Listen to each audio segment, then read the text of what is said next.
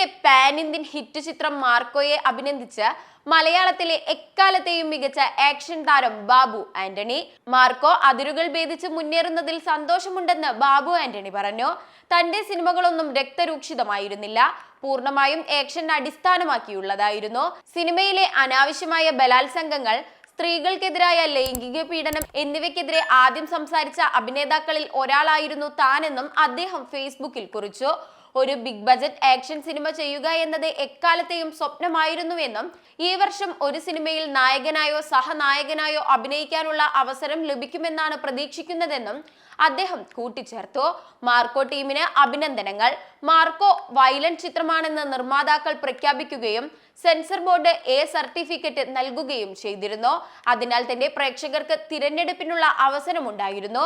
ഇക്കാര്യത്തിൽ പരാതികൾക്ക് ഇടമില്ലെന്നും ഞാൻ കരുതുന്നു. ചിത്രത്തിലെ വയലൻസിനെ കുറിച്ച് വിമർശനങ്ങൾ ഉയർന്നിട്ടുണ്ടാകാം. പക്ഷേ ഉണ്ണിയുടെ പ്രകടനത്തെക്കുറിച്ചോ സിനിമയുടെ മേക്കിങ്ങിനെ കുറിച്ചോ ഒരു പരാതിയും ഞാൻ കേട്ടിട്ടില്ല. മാർക്കോ അതിരുകൾ ഭേദിച്ച് മുന്നേറുന്നതിൽ ഉണ്ണിമുകുന്ദനും സംവിധായകൻ ഹനീഫ് അദേനിക്കും അഭിനന്ദനങ്ങൾ. 2025 മലയാള സിനിമകൾക്ക് മികച്ച തുടക്കം തന്നെയാകട്ടെ. പാൻ ഇന്ത്യൻ സങ്കല്പമോ സോഷ്യൽ മീഡിയ ഇത്രയും വലിയ വളർച്ചയോ നേരിടുന്ന കാലത്ത് എന്റെ ഒരു സിനിമ അതിർത്തികൾ ഭേദിച്ച് പുറത്തുപോയിരുന്നു. അത് പക്ഷേ റീമേക്കുകളായിരുന്നു.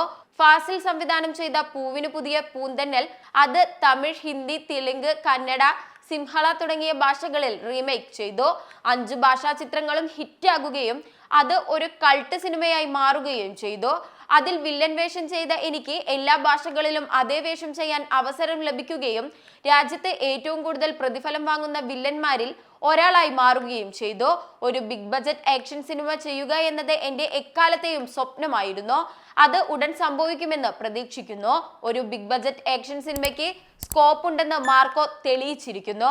ബാഹുബലി, KGF തുടങ്ങിയ ചിത്രങ്ങളും അത് തെളിയിച്ചിട്ടുണ്ട്. എന്റെ എല്ലാ ആക്ഷൻ ചിത്രങ്ങളും വളരെ കുറഞ്ഞ ബജറ്റിലാണ് നിർമ്മിച്ചത്.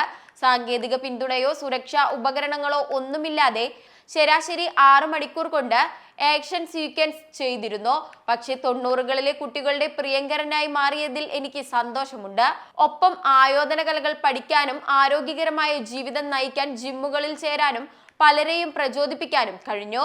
ഉത്തമൻ, 2020, Christian brothers, grand master, Idukki gold, Kaakkamuttai, Adanga Maru, Kayamkulam Kochunni, Madanolsavam, RDX തുടങ്ങിയ സിനിമകളിൽ അടുത്ത തലമുറയിലും എനിക്ക് മികച്ച അടിത്തറ നൽകി.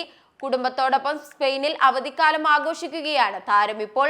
ജനുവരി പകുതിയോടെ തമിഴ് സിനിമയായ സർദാർ 2, മറ്റ് തമിഴ് സിനിമകൾ, മലയാളം സിനിമകൾ, മറ്റ് ഭാഷാ സിനിമകൾ എന്നിവയുടെ ഭാഗമാകും താരമെന്നും അദ്ദേഹം വ്യക്തമാക്കി. സിനിമാ ലോകത്തെ പുത്തൻ വിശേഷങ്ങളുമായി ചോയ്സ് മൂവി ന്യൂസിൽ വീണ്ടും കാണാം.